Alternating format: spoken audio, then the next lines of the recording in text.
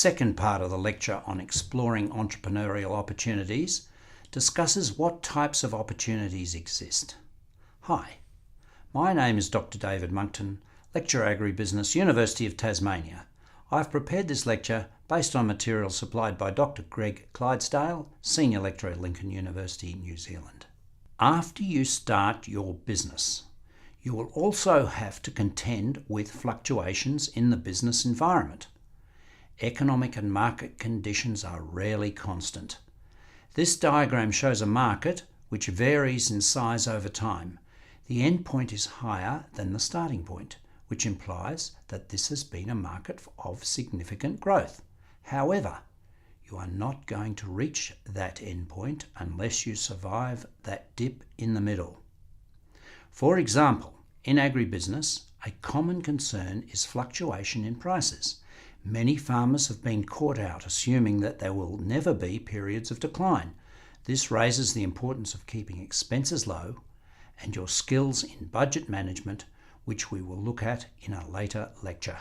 In the past, the phrase, a hard-nosed businessman, was commonly used when referring to entrepreneurs. However, this does not capture the full reality.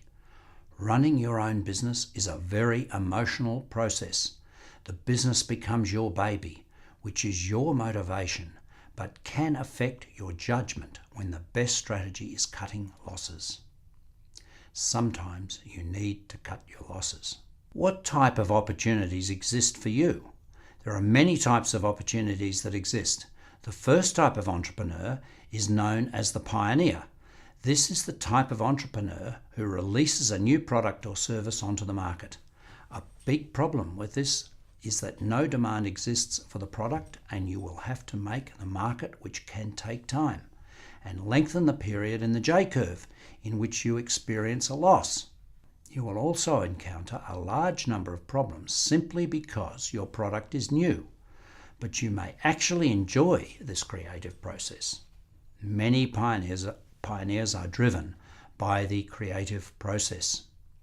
Many people believe an entrepreneur needs to come up with something new, but that is not necessarily the case.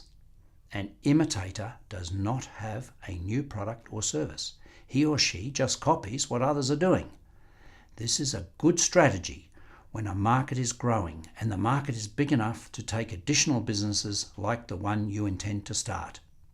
However, if the market is not growing, you may endure a tough battle for market share with existing businesses, in which case you may need to modify your product or service to gain a competitive edge, in which case you will be an adaptive imitator. One way to adapt your product is focus on a particular market niche, one that hasn't been developed before. You may notice a number of customers have needs that are slightly different to the rest of the market, and with changes to the product, you can capture their custom.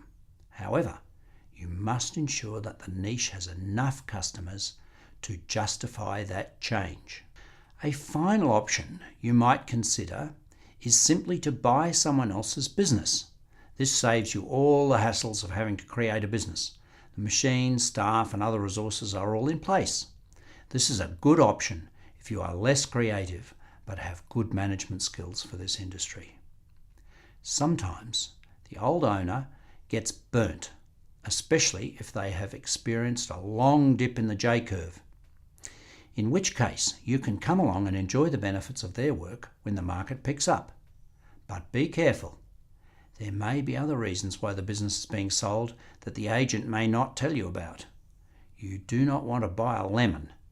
You must spend a lot of time fully analysing the business before you throw away your life savings.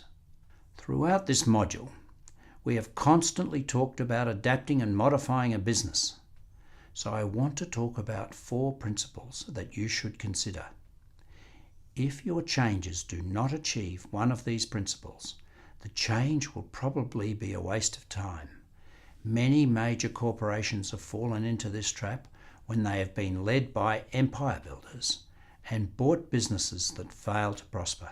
If we accept that business is the exchange of value, a business can succeed if it creates new forms of value either by creating new products or services for which demand exists, or by adding value to the existing demand.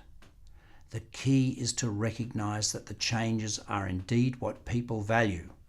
The next form of innovation requires you to reduce costs. This allows you to reduce prices and sell more, or alternatively, earn more money to resource your business. The final option is to develop markets, in which case more people are experiencing the value you create.